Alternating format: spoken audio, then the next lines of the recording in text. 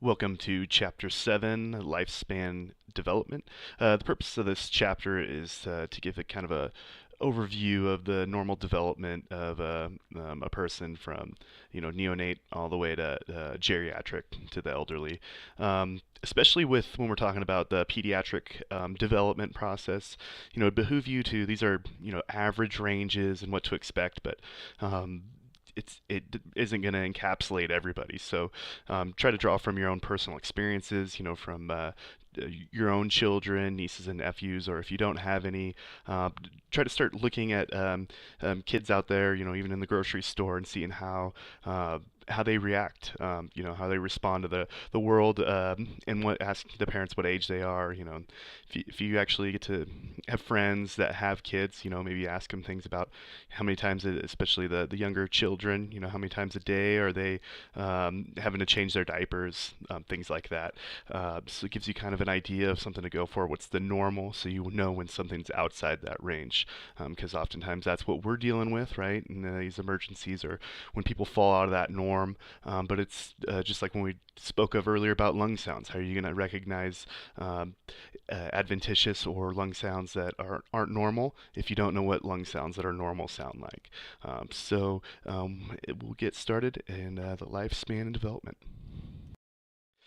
The human develops throughout their lives, continuously changing and adapting, and we'll kind of get a idea of what that process looks like. We have to be aware of these physical changes that people undergo through these various stages of life so that we know, one, it'll help us when we are assessing the patient. We'll talk a lot about their kind of psychosocial skills. That'll give us a good idea of what different age groups that we're working with. Kind of a place to start. You may have to modify, depending on the situation or how the pediatric patient's responding to you.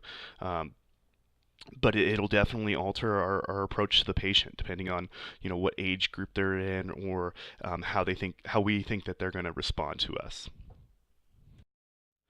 So neonate starts from birth to 1 month of life, and then the infant picks up from that 1 month to that 1 year. They're developing at a startling rate. A lot is going on at this point in time for the child and for the parents as well. Oftentimes new parents may activate more often the EMS system for things that are going on with their neonate or their definitely their infant over that first year of that life, just because they're inexperienced, right? When you come home from the hospital or after birth, you're not given an owner's manual on children. So, and they can be new parents under stress, sleep deprivation, and can cause them to activate maybe on something that you don't think is a true emergency, but realize that it is to them, and definitely you're going to have to deal with their stress and everything as well. So the vital signs, right? The younger the person, the faster the pulse rate and respirations. We talked about how the infant, their ability to produce that stroke volume and to perfuse their tissue isn't really affected by their vasculature, right? It's not their arterioles and their arteries able to constrict and dilate. It doesn't have that muscle tone yet. So if they need to get more blood to the tissue, their heart is just going to pump faster, right? Um, and so that's one way too why children, they'll compensate, and to a point, and then when they don't, it completely falls off, right? Because their way of compensating, especially for trying to adjust for a state when they're hyperperfused or in shock, right, is to just have their heart increase the rate of contraction, right? But that's asking their heart to, which is a muscle, to work harder. So it's going to be able to do that to a point until until the oxygen demand isn't being met, and that heart muscle is starting to fail, and then they're going to fall off very sharply off that curve when we're talking about compensated shock to decompensated shock. infants and a lot of all pediatrics essentially, but especially the infants, they drop off rapidly. So that's why we got to look for these signs early and try to assist them. When we talk about their respirations, their oxygen demand is about 50% more than that of adults, right? So that's another reason why when there's any sort of cardiac arrest or we're really concerned about infants is that could have gone into that because of a respiratory issue, right? Most of the time, that's the cause of it. The blood pressure, and this is that way for neonates, infants, pediatrics, all the way to adults. It directly corresponds to the patient's weight, and it'll typically increase with age, especially at the later ends of life when we start talking about atherosclerosis, which is the plaque buildup, or arteriosclerosis, which is that hardening of the walls of the lumen of those arteries that will increase that blood pressure. But let's talk about just the weight for now. We'll take that part of it and we'll talk about that later. So if you think of somebody as being just larger, have more weight, have more tissue, all that tissue and all those cells, they still need to be perfused, right? They still need to have blood brought to them with oxygen and to take away the waste product and CO2. So in order to do that, they're going to have that increase of blood pressure to get it to the other end, right? It's the same thing if you think of a fire hose, right? And you're trying to get if you have 300 feet of hose, the pressure, you might set that at 80 psi. You want 80 psi at the distal tip, and then you may be able to set your pressure at 90 psi at the start of it. Well, so that way it's able to fight that friction loss and get all the way through that hose. Now, if you add on another 3 or 4 lengths of hose, you're going to have to increase the pressure at the beginning in order to get it through to the very end. So that's kind of the idea that we're thinking about when we think about blood pressure directly corresponds to the patient's weight, right? And we need to think about this not just for the infant and neonate, but this could be a patient that weighs 350 pounds and their blood pressure is a normal range for an adult, right? But is that normal for that patient who would you'd expect a higher blood pressure on given their weight? So weight of a neonate weighs 6 to 8 pounds, 3 to 3.5 kilograms at birth, and their growth is about 30 grams per day, right? And so their growth is going to be based off of them getting breast milk or formula in, and then it going out. So we're not necessarily going to be weighing these kids, but we want to be looking at their make sure that their digestive systems in track, their urinary output. So that's when we're going to be asking questions about diapers, right? And can kind of give us an idea as far as how that goes. The cardiovascular system at birth, neonate makes a transition from that fetal independent circulation, from the fetal circulation to their independent, their own circulation. And this is like most notably on the neonate, especially during a delivery, when they just make that transition. A perfectly healthy baby may come out appearing cyanotic or blue all over, or maybe especially on their extremities, even 5-10 minutes after birth, right? And then eventually it should start kicking in, and you should see them pinking them up, especially as you help assist warming them and stimulating them. But this is, you got to remember, they're going from being plugged into mom and kind of relying on mom's circulation and the placenta to doing it on their own, right? The pulmonary system, infants younger than 6 months are prone to nasal congestion, and since they're obligatory nose breathers, this could be a very big problem with their ventilation, getting air in, right? They're trying to breathe through their nose, and that's their primary way of getting that air in, and now they have that their nose congestion. It's going to it may cause a detrimental effect in how much air they're able to get in, and may cause an oxygenation issue at that point, right? Because they're not getting enough air in, they're not getting enough oxygen to the tissues, they're not perfusing well. So we have to be kind of looking for these and assisting them in ways, maybe patient positioning, maybe suctioning their nose out and trying to loosen some of that congestion. It might be just giving them some blow-by oxygen, right? So that they're not getting as much air in with their ventilation, but we're boosting how much oxygen concentrations in there, so try to maintain their oxygenation, right? Infants have larger tongues and shorter, narrow airways. So that large tongue, remember when we think of the tongue, the problem with that, with airway, is it being an airway obstruction. So it's just more likely to cause airway obstruction. We need to be aware of that. Having a shorter, narrow airway, and it kind of funnels in, and it's less rigid than that in of adults. So their airway obstruction is much more common in infant and neonate. Nervous system, we're talking about this age group. It continues to evolve after birth. Some reflexes that we generally see them, and we kind of associate them with, oh, look at the cute baby and what it's doing. But where these reflexes come in, they're actually imprinted into that child. And one thing it can tell us is that they have the normal neurological function, and that they're acting what we like to refer to as age appropriate, right? Somebody's acting age appropriate. For this age group, it's talking about these reflexes, right? Among some various other things. So that moral reflex, that's the one, it's sometimes you may refer to it as a startle reflex, or you'll see the baby there and then they stick their hands out really quickly and like kind of spread out. And it looks, really cute, and look at what they're doing. But at the same time, if you think what it is, that's actually the baby is getting that sensation that they're falling, so they're sticking their arms out to try to catch themselves or brace themselves, right?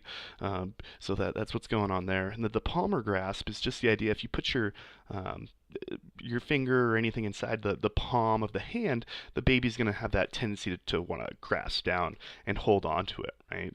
And it's not something that it's not a conscious thought that the baby's doing. It's just this reflex, this grasp, and it's building up that dexterity and muscle strength for later on actually being able to consciously grab things as they develop. And then the rooting reflex and the sucking reflex kind of go together. The rooting it's more, if you touch the side of the baby's face, it's going to move its head towards that stimulation in search of hopefully a nipple, right? That's what the rooting reflex helps for. That baby's going to go towards that with their mouth, and then that kind of compounded with the sucking reflex, their tendency to want to suck and suckle just helps the baby in those first stages to start feeding, and it being just a reflex and them not having to think about it helps through the process. So the fontanelles, right? Those are where the bone plates of the skull come together, as you can see in the diagram. It's the space between those eventually fuse together and become the skull, right? We don't have that forever, but when it's there, oftentimes I know me growing up, or would just note it as, oh, don't push the soft spot, right? Because, well, yeah, definitely it's a place where there's not that protection from the skull, so you got to be careful with that. But it can also tell us some information, right? If it's bulging out, let's say, then what would you think's going on in there? Right? We talk about a traumatic brain injury, or if there's a bleed going on inside that cranial vault. We can't see it in an adult, but in a child, since they have this, or in this case an infant or a neonate, since they have this fontanelle that's not fused together yet, we might see a bulge from that. So that could tell us about some intracranial pressure, right? That's developing inside the cranial vault there, or near the brain. If it's sunken in, that could tell us, that could be a sign of dehydration, which to us could be a really big deal, right? If a baby's dehydrated, they're going to have to compensate for that. Their heart's going to have to beat faster in order to keep that perfusion up, which could put the baby, in a serious inability to compensate for shock, or depending on what is presently affecting the child right then, trauma or any other disease process. So we'll talk about that more in pediatrics, about the identifying and the importance for understanding if they're dehydrated. But this could be a sign if they have that fontanelle and it's sunken in. So the infant's immune system maintains some of the mother's immunity. So that wouldn't be a acquired immunity. That would be an immunity brought on from the mother as it's developing in utero, and then they even maintain it afterwards before they get their acquired immunity. Psychosocial changes begin at birth and evolve, right? For those of you that are unfamiliar with children, it can be difficult to tell the difference between a 3 month old and a 6 month old. Now, those of you that have children or have had them long ago, sometimes it's a whirlwind, so it's hard to reflect back. But it can really help us out to understand what are these normal stages, right? We're talking about at 2 months they start to recognize familiar faces. They can track objects with the eyes. Then another month later, they're going to bring objects to the mouth, smile, frown, and these. Oftentimes we're used to seeing these, and we enjoy that about little babies. Very cute. But what we're also visualizing is their cranial nerves that are working, right? All those muscles of the face and able to do that actually is showing us about kind of their neurological function. So that's good to know as far as that goes. What is age appropriate? What's acting normal? Um, but at the same time, as we go through this, realize you don't have to have necessarily all these memorized, because who's going to be most of the time, a good uh, resource to be able to tell you what's normal for that child would be the parents, right? Especially if they're well versed and they've had a few kids before. But this kind of helps us out if these things aren't happening and aren't occurring. Maybe there's something going on. Maybe some neurological issue. Maybe it's more than the immediate issue that we're there for. So it would be good to have kind of an understanding of these and what's normal and just to understand how it's developing, right? So let's kind of move on. Then, 4, 5, 6 months, they're gonna start reaching out to people. The sleeping habits that you notice at 5 months, or lack thereof sleep for some. 6 months, teething will begin. They're going to be able to sit upright, speak one syllable words. And again, these are, they're big milestones, and they occur in every developing person, but maybe not at these exact months, right? It might happen a little early, a little later. All kids develop a little differently. This is just kind of a guideline. The big one would be at 7 months, around there, they're going to get that afraid of strangers, these mood swings, the stranger danger, right? So that's kind of, you have a 7 month old to a year old, and if you show up and they just let you hold them, let you grab them. They don't seem affected or phased at all about you showing up, uniform, all your gear, lights or sirens, and they're just kind of going with the flow. That might be a sign that maybe they're a little out of it, right? Maybe they're lethargic. They could be for many reasons, if it, depending on the issue, right? But that's something to note, right? And I kind of always base that off of, right? If I'm assessing this kid and getting them hooked up into the car seat and they're not crying at all. To me, that's kind of an odd sign, right? With my kids, every time I put them in the car seat, they give me at least a little bit of fuss. So who can I relay that question to see if it's normal? Ask the family, right? Ask the parents, because there are some kids that are cool with it, that fall asleep as soon as you put them in that car seat. So you can always be kind of using this as your backbone to see what you should be expecting, and then to bounce it off of the caregiver or the parents. Um, and then 8 months, talking about response to no. They can sit on their own, play peekaboo. 9 months, they pull up and stand, place objects in their mouth to explore them, right? So you can start to see even more airway obstruction type of problems, because now they're able to sit on their own. Maybe they have a little bit more time, kind of less supervised, but they're still putting everything in their mouth right up to their lips, because that's where they have most of those nerve sensations. That's how they're able to find, and they have been able to find the nipple for feeding, and so that's kind of how they feel the world, right? Um, 9 months, they start to pull up and stand, kind of cruise, right? They could shimmy along as they're holding on to stuff. Uh, 10 months, respond to their own name. They're crawling more efficiently. 11 months, start to walk without help, frustrated with restrictions, right? So that's when they start to really be walking around on their own, they don't like restrictions. So what are they trying to do? They're testing their environment, their surroundings, maybe climbing up onto things. And so that's where you may have some more falling, more accidents. And kind of the one I throw out there, because remember, we're inside the homes, so it's our job we're mandated reporters, if there's any sign of abuse or anything going on, for a 6-month-old or a 5-month-old to have bruising on their shins. Is that normal? Well, they're probably not going to be walking around, even if they're crawling, not going to be hitting stuff with enough force to really be causing that. That might be an unexplained injury. For a 11-month-old, my my daughter's almost 11 months now, and uh, she's cruising around, bumping into things, and it's not as far as neglect. It's just that developmental characteristic that they're at, right? They're able to walk, they're getting confident with that, and they don't like restrictions, so they're testing boundaries. So that's where you might see those type of injuries, right? And it's no, again, with any of this, there's no for sure. Well, that shouldn't be there. It's just another thing that you can notice and try to investigate a little more if you see some of these injury patterns, and to make sure that there's a reason, there's an explanation for them. Psychosocial changes, continuing on, crying is the main method of communicating. So, big difference from when I'm at home, when I come to work.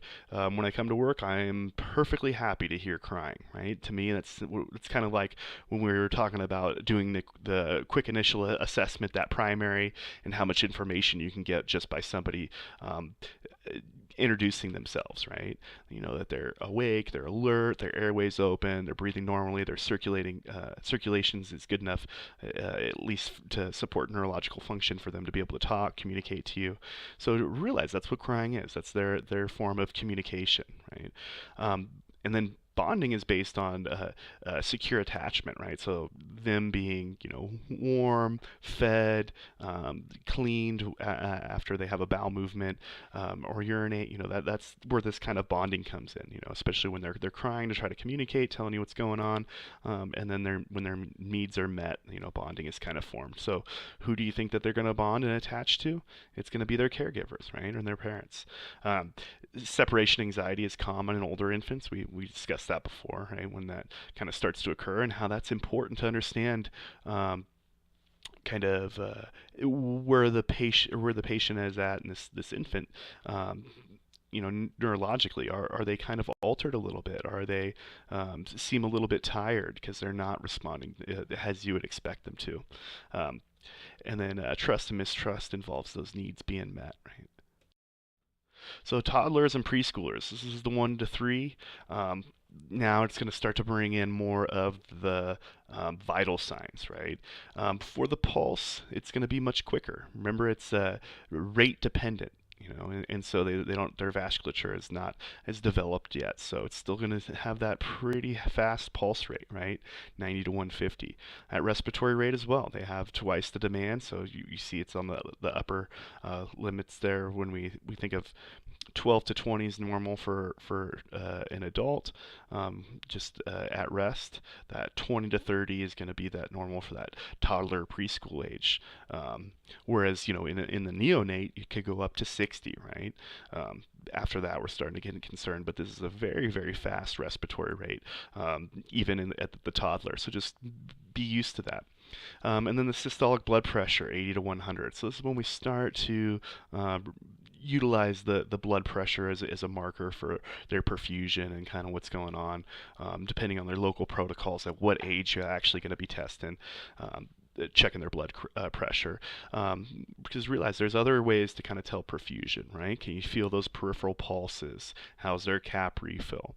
Um, and the systolic blood pressure, so that's that high number when the left ventricle contracts and sends that pressure wave, right? That's the highest the pressure will be in that cardiac cycle right there. And then a way, instead of remembering all these ranges, just to kind of get you in the ballpark so you know where you're at, oftentimes we use 72 times 2 times the age, right? So take the age as a 2-year-old. 2 times 2 is 4. 4 plus 72, right, is 76. So that's kind of right there at that. It's at the lower end, but that's more the time when we're concerned about blood pressure, is worrying about when someone's being hypoperfused. So if you do utilize that 72 times, or 72, I'm sorry, plus the age times 2. That's probably said more clearly. That'll get you in the ballpark to see their systolic blood pressure. Are they normotensive or getting hypotensive? So 3 to 6, the pulse is decreasing slightly, but still right there. And same with that respiratory rate. Systolic blood pressure is still following the rules. Let's take a 6-year-old times 2 is 12. 12 plus 80. There you go, 92. So we're in the ballpark there to get an idea of what might be normal. But realize that we use these other signs um, in order to get us understanding how they're perfusing. A good one, especially when we're thinking about a trauma patient or a pediatric patient that's trying to compensate by shunting blood away, is start feeling their body temperature, right? Maybe get an idea of what their core temperature is just with your hand, and then feel their extremity distally, and then kind of palpate, as you should be doing anyways in your secondary assessment. Palpate your way up and then see where maybe you get that temperature change. Might be a good gauge of where they're at and that compensation, right? At this toddler and preschooler, they do not have well-developed lung musculature. Their passive immunity is lost. That passive immunity is what we talked about, the baby got from their mother, right? Neuromuscular growth makes considerable progress. Average age for completion of toilet training, 28 months of age. I got a 3-year-old that's still working on it, so that's definitely, it depends on what's going on, right? But that's what they're calling about normal for that age range. Psychosocial changes: learn to speak and express themselves. They master basic language. So this is why at this age we start to, when we're assessing them, we're going to be asking the child questions and not just putting them all the way out and asking the caregiver, right? We're going to be expecting predominantly the caregiver to be providing the information, but the child may be able to say where something hurts, right? Especially if we use simple language. Whereas it might be it's the same thing that we talked about using an interpreter. It's always the best to get it right from the source. You may need to be utilizing an interpreter, but if you are, you're not going to not be talking with that patient, right? Because they may be able to understand more than you know, and it's good for them to be able to start to understand. They want to express themselves. And also so that we can get it straight from the patient, if at all possible. They're going to interact and play games with other children, and then they begin to understand cause and effect, right? So we can kind of utilize that as we're assessing them and just understanding where they're at, their mental capacity, right? They're starting to get, because of this happened. School-age children, 6 to 12 years old. Vital signs approach those of adulthood, and we start to see that pulse is coming down a little bit, right, to more what we're used to. The respiratory rate's it's in the higher end of that normal range for the adult. Systolic blood pressure, let's take a 12-year-old times 2, 24 plus 72 is going to be 96, right? Right in that range there. Sorry, doing quick math in my head. And so you see the rules will get you in the ballpark for understanding their systolic blood pressure. So that's kind of a little way so that we don't have to necessarily be memorizing these normal ranges.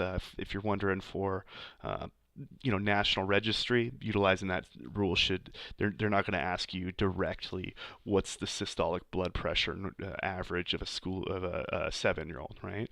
And why aren't they going to do that? Because these are just law of averages, right? People fall outside of them, but they may have a question giving you certain blood pressures, and then needing to identify, which one's more ominous of a sign for that age group or something like that. So utilizing this rule will definitely help you with that, or some of those critical thinking questions.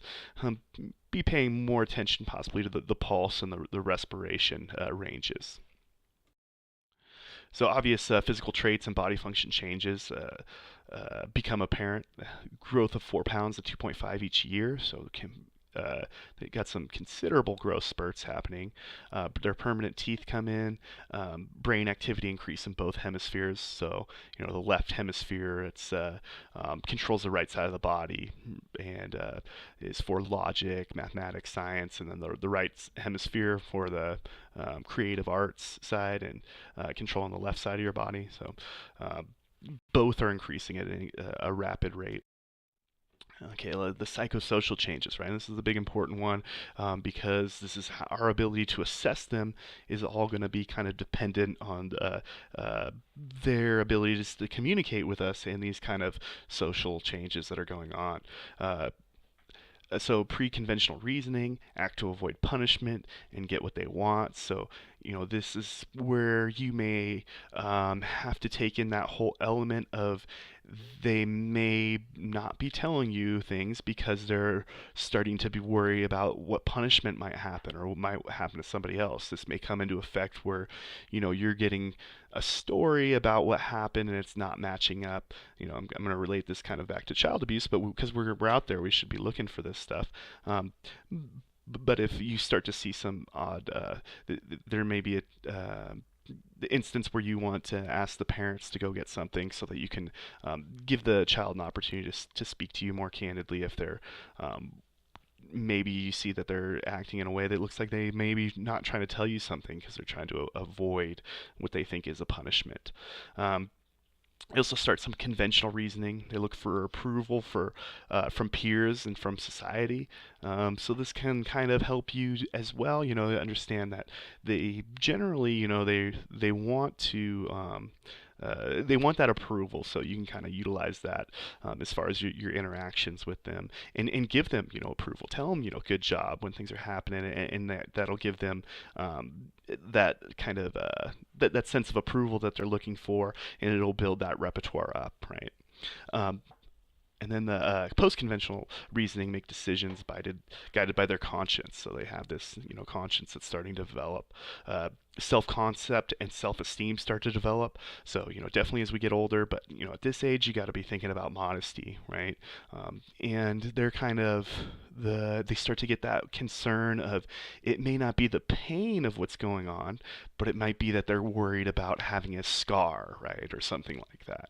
That they start to develop this self-esteem and their envision of themselves. So they're more worried about their permanent scar that they may have from it, which may not be given their injury or what's going on. That might not even be practical. So you may, and they may not come outwardly and speak of that. So just understand that that might be a concern of theirs, and to bring it up for them, right? Um, and and let them know to try to ease their concerns about that. So then the adolescent, the teenagers, 12 to 18 years, vital signs start to level off. When we think of this age group, physically, when they, especially after they started to develop their sexual characteristics, um, oftentimes we can see this as for males, the development of armpit hair. In females, the breast tissue development, those starts of things, those secondary sex characteristics that are developing, they're a lot physically like adults, but they don't have a lot of life experience, and they have other emotionally they're still very much on the adolescence teenager child spectrum. So though they definitely like making their own decisions and being treated as adult, we have to understand that in these crisis or emergency settings that they also kind of will uh, kind of defer back to the fact that they are, emotionally still very young and underdeveloped as far as that goes. But if we look at their pulse, 60 to 100, that's normal. 12 to 20, spot on. 90 to 110, systolic blood pressure is what we'd be expecting in an adult. So they got a 2 to 3 year growth spurt. Girls finish by 16 years, boys by 18 years. Um, their reproductive systems mature, that secondary sexual development takes place, like we talked about. Voice changes, menstruation begins. Um, their psychosocial changes. So adolescents and their families often deal with conflict. So this can be, and it can be heightened on both sides. So just understand that. I think I talked about it before. You're dealing with a patient, and then a family member comes in, right? Don't automatically just open up the ambulance door and let them in, because there may be some of this conflict that's going on there. That's only more, apparent or obvious when we're dealing with those teenagers with their parents. So just be aware of that. Privacy's big issue. So modesty, cover them up, and the sense of this is when we definitely need to start thinking. But even school age, because of that modesty and those issues, but to try to get a provider of the same sex as the patient, to make them feel more comfortable, and just because of these kind of modesty issues, and to kind of protect ourselves, really. And if that's not if you're not able to do that, then this may change kind of some assessment tools that you use, right? I may not get or the time that you do it, right? If I get a blood pressure or anything like that, listen to lung sounds, especially, right?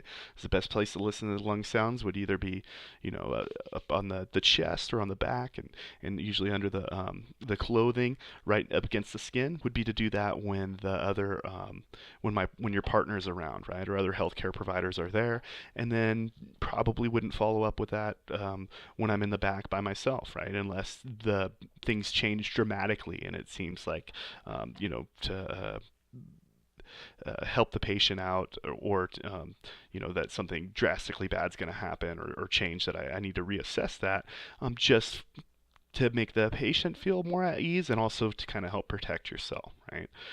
Self-consciousness increases, so that's more about the modesty, and we should be doing this with any patient, trauma patient, removing clothes, make sure that you automatically are covering them back up. I've seen it more with the school age, but definitely this still, they may be more concerned about, less about the pain. It might not be that they're concerned about the mortality of their injury, but just the physical appearance of it, right? So maybe think about addressing that, even if they're not outwardly talking about it, but you see that they do seem concerned. They may struggle to create their own identity, right? So again, we shouldn't be judging, patients at all, but just kind of realize they're kind of floating around to try to discover that as well. And then antisocial behavior and peer pressure peak at age 14 to 16.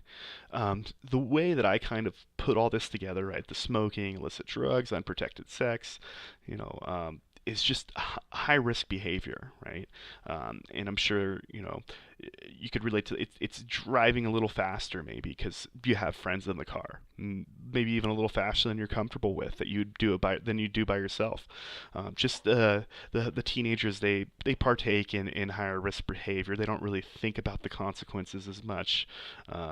So you know things are kind of more likely to happen, right? Eating disorders may be developed at this age. They start to get a code of ethics, a high risk of suicide and depression, right? Especially in this day and age, we're getting an increase in that. So we're again, when we talk about suicide, the big thing is kind of understanding um, how serious is this risk factor for them committing this act, and to pass that along so that they can get the help that they need, because they may need psychological help first, just the physical help there at the hospital, and to understanding if they have a plan, right? How detailed is that plan? Are they saying, I want to kill myself, I want to jump off a bridge, right? Or are they talking about, I'm going to steal my spare key of my dad's Ford truck, and I'm going to drive it off of the the bridge that goes over Shasta Lake, right? How in depth is that plan will kind of give us insight on how serious is a problem for them. So early adults, ages 19 to 40, vital signs do not vary greatly, right? From 19 to 25, the body should be functioning at its optimal level. And then unfortunately after 25, things start to decline, degrade over time. Psychosocial changes, life centers on work, family, your stress. You're going to be settling down, love, childbirth.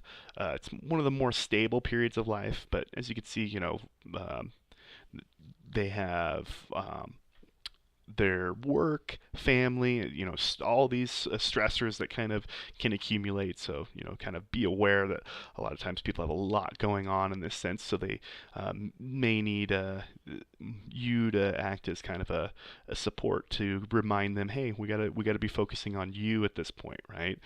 So that the patient's able to take care of themselves in this time. Sometimes it's hard for them to kind of they have so much responsibility in this as early adults that potentially they could be concerned about kind of giving up that control. So middle adults, 41 to 60, vital signs remain the same. Vulnerable to vision and hearing loss. Cancer incidents start to increase. Menopause occurs in late 40s or early 50s. Now, menopause can be difficult. We'll talk about that a little later, but there's definitely changes that the body goes through, signs and symptoms of menopause, and then definitely after menopause occurs, they don't have they're not going to have the risk of ectopic pregnancy because they don't have the ability to become pregnant.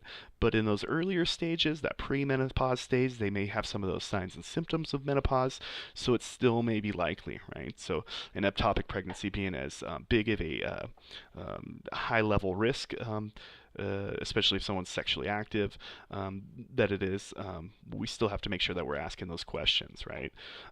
Diabetes, hypertension, weight problems, kind of the diseases of the modern times, right? Those are starting to develop and really are afflicting this age range. Exercise, healthy diet, very important. Psychosocial changes. They're more focused on achieving their life goals, readjust lifestyle as children leave home.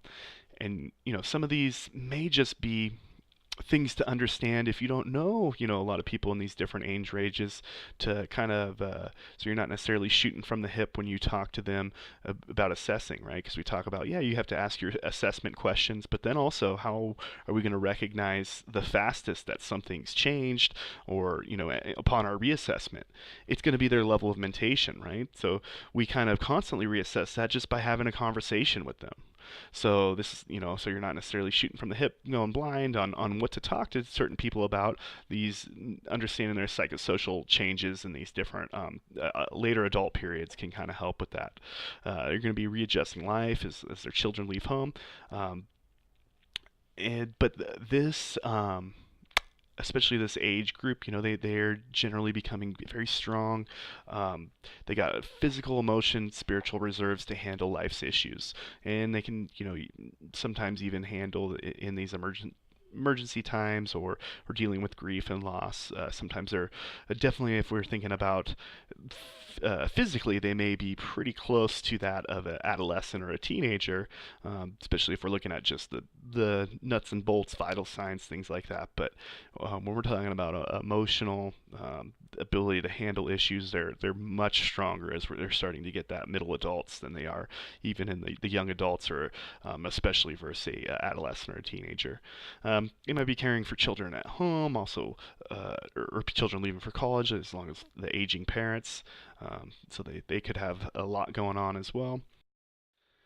So older adults, 61 years and older, life expectancy is constantly changing. We're going with 78 as an average now. The vital signs depend on their overall health, right, which can vary dramatically from person to person, especially it might be effects of their lifestyle, but also their genetics, as well, medical conditions that they have, medications that they're taking. So very important that we find out about the medications that they're taking, any medical conditions that they have, right? And a quick way that I kind of get right to the point, and then you can expand out with other questions is, do you have any medical problems that you're taking medications for, right? And then I can kind of follow up with, do you have it that'll get you to the major medical problems that they have, right? Because they're actually being prescribed meds for it. But then follow up, do you have any other medical problems that you're not taking any medications for, Someone may have high blood pressure that their doctors decided not to put them on. It's not at a point where they feel they need to medicate them. So you got to kind of follow up with that. Um, So older adults are often oh, and another thing kind of with medications to understand certain ones. One I'll be talking a lot about would be the ones ending in LOL, like metoprolol, right? A beta blocker, because what those do is those work on your parasympathetic nervous system. Essentially, they do not allow your heart rate to increase. And so that might affect our view of a patient, that we're kind of determining whether they're in compensated shock or not. Because what would we expect a patient in compensated shock? So this is a patient who is, their body is trying to make up and perfuse their tissue adequately, even though they're having some sort of problem with either their heart's function, the amount of blood, or the blood that they have, or the vasculature, right? That's the perfusion triangle. So something's going on with one of those three. Uh, but their heart is still compensating. So the signs that we're used to seeing would be a increase in heart rate, right? And then a maintaining of that blood pressure, right? Because it's kind of compensating for that blood pressure. Oftentimes you'd see an increased respiratory rate as well. Um, but if a patient had a normal pulse, normal blood pressure, right? Because they're, still in that compensated shock, but their pulse is normal because they're taking medications, metoprolol, specifically one, that doesn't allow their heart rate to increase in order to try to compensate, right? But that patient probably is still going to be breathing heavily, right? Because they are in shock or in a shocky state.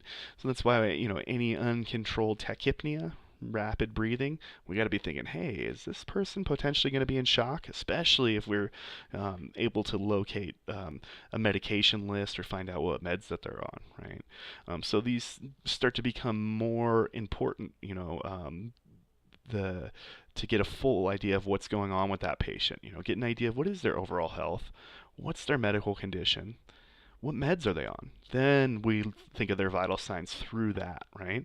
And that's why we got to get through those when we go through our skill sheet. That's why we do that history taking before we take their vital signs, right? Aren't the vital signs important? Yeah, they're vital, right? That's why we call it that. But it's only going to mean something to us if we're looking at it through the right kind of scope, right? So the cardiovascular system. So this is when we start talking about how things, are inevitably declining. We say that that starts at 25, right, slowly, but the older adults, geriatric after 61, things start affecting and are much more noticeable, right? And they because of that, they have more. We will see them more often, right? They'll activate EMS. So declines, their cardiovascular system will decline with age, largely due to the atherosclerosis. So atherosclerosis is that plaque buildup, right, inside those arteries. Also, the cardiovascular system um, and increased blood pressure will happen because of that arterial sclerosis. So those are two that kind of get mixed up.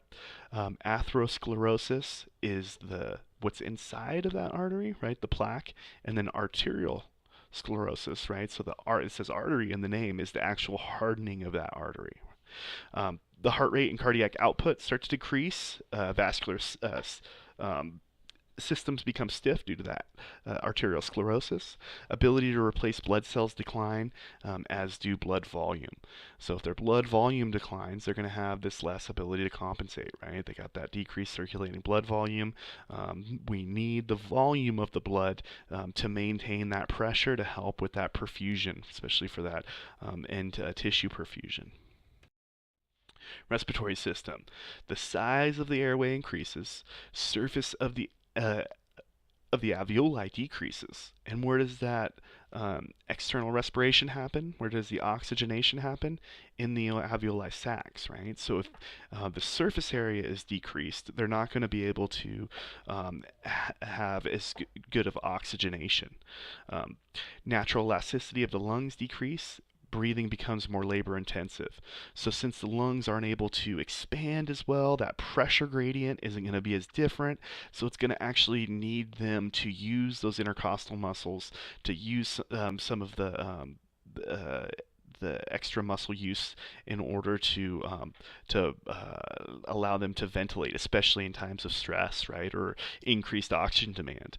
And big thing with when breathing becomes labor intensive, if things don't change, right, that patient's not going to be able to maintain that forever, right? So that's something to pick up on.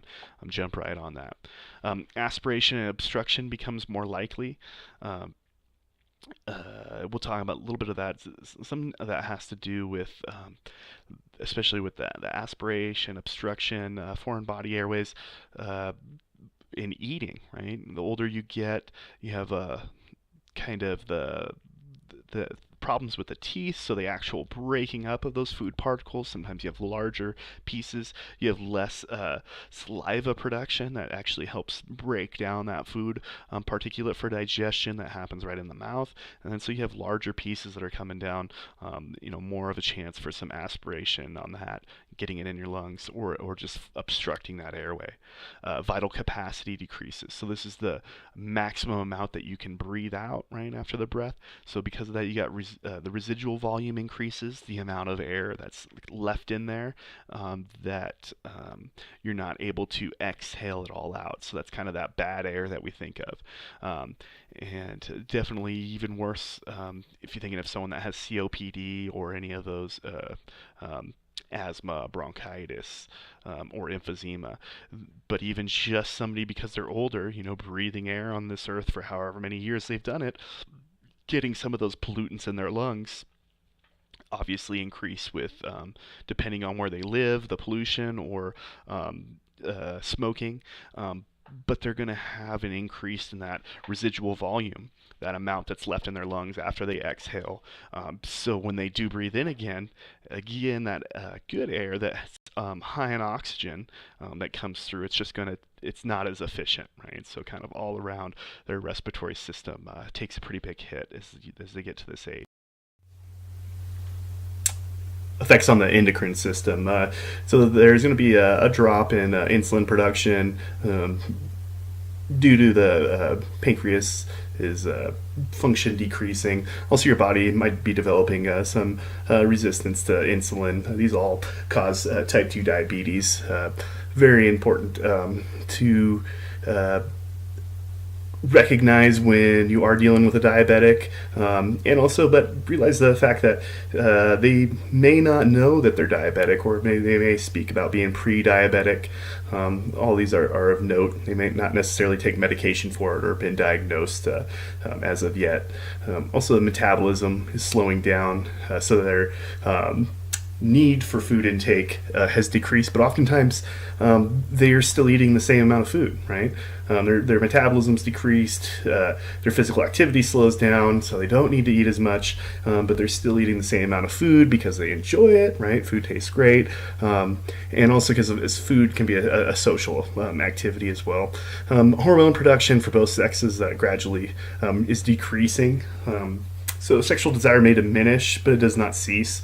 And also, I mean, that can be combated with using sexually enhancing drugs, Viagra.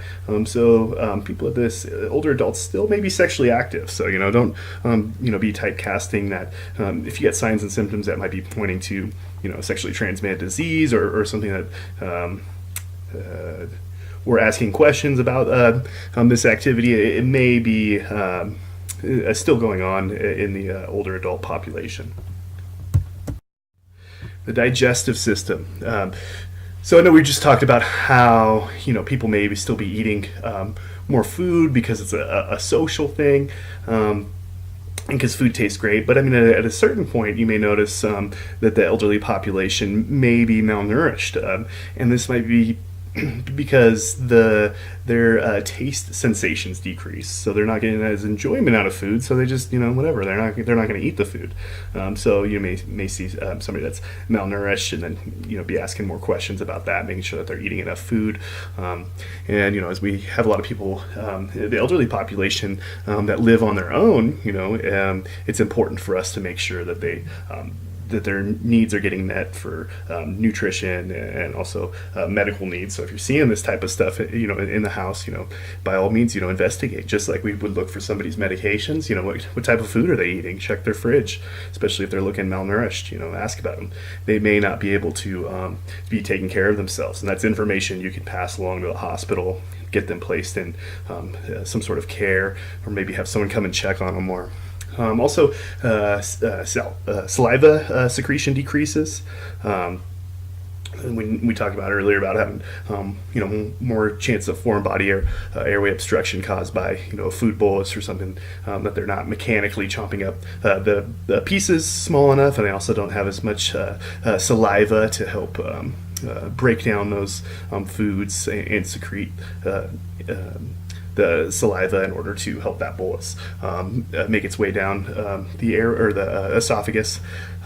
The ability of the intestines to contract and move food diminishes, so there's a slower movement. There might be some less absorption, so they're getting less of the nutrients out of that as well. The renal system.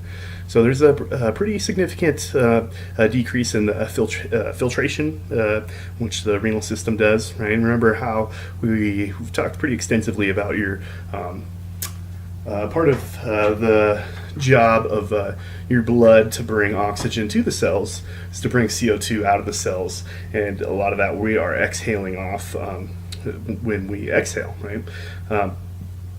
But the other part of our system, the renal system, they help filter out the blood and rid the body of these byproducts of metabolism as well. So when the filtration decreases, we have a decreased ability to clear the waste from the body, and then since there's a less filtration, it utilizes more fluids in order to help rid of these wastes. So we also have our decreased ability to conserve fluids when needed. So when we that can cause hypovolemia, right? Low volume, and we've kind of talked before about the effects of patients dehydrated or hypovolemic, how that can have an effect on their circulatory system and their perfusion. The nervous system, motor and sensory neural networks slow down. Neurons are lost. This could make it more difficult. We talked about the whole breaking down what happens actually when we're having a conversation and communication, how the sender has a thought, makes a message, sends it over, the receiver has to receive that message, and then process it, put together another message and send it out. So these could take more time to assess these patients. They may have more incidents of falls, or more injuries, traumatic events, just due to the sensory system and their motor skills kind of degrading at this stage of life. Sleep patterns may change, so don't think of 4 a.m. Obviously, chest pain at 4 a.m. Well, they must have woken up with this chest pain. That they may wake up at 4 a.m. every day. Maybe they're moving around, walking, right? So realize that these sleep patterns may be different, and don't kind of assume what's happening at some of these nocturnal hours. That might be the time that they generally wake up, or vice versa at night when they're sleeping. Peripheral nerve sensation diminishes. Kind of talked about how that can affect trauma, more increased incidence of trauma, things of that nature. And then the brain mass decreases. So if you have the patient involved in a motor vehicle accident, let's say, or some type of rapid deceleration injury where the body's in motion and it comes to a rapid stop, like a fall when they hit the ground.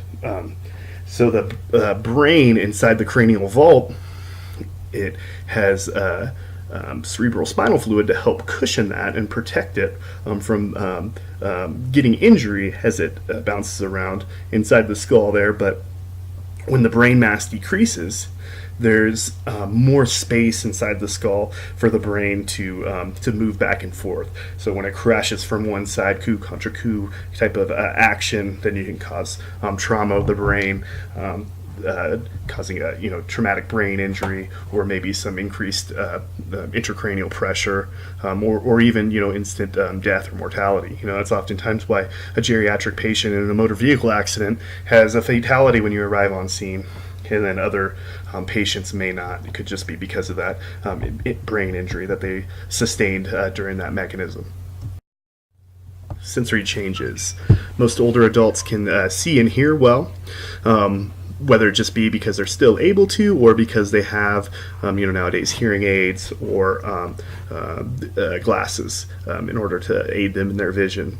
Visual distortions are common, right? So they may still be able to see, but they do have some visual disturbances. So you can talk about what's normal with the patient. Hearing loss is 4 times more common than vision loss. And this can be difficult in assessment, right? So we need to suspect it, recognize it, and then it might just be being in a position so they can read your lips, or maybe it's more affected on one side than the other. So then you would know to, talk on the right side instead of left. And this is, pertinent information to pass down in your handoff report, right? To make that continuity of care that much better. So psychosocial changes. So these are very important in terms of assessment of the patient. As we're talking about other age groups, there's some things to kind of know going into your assessment that may help make it easier to assess them. One thing is, don't talk down to these patients and assume that they're lacking brain function, especially if it's taking longer for them to answer.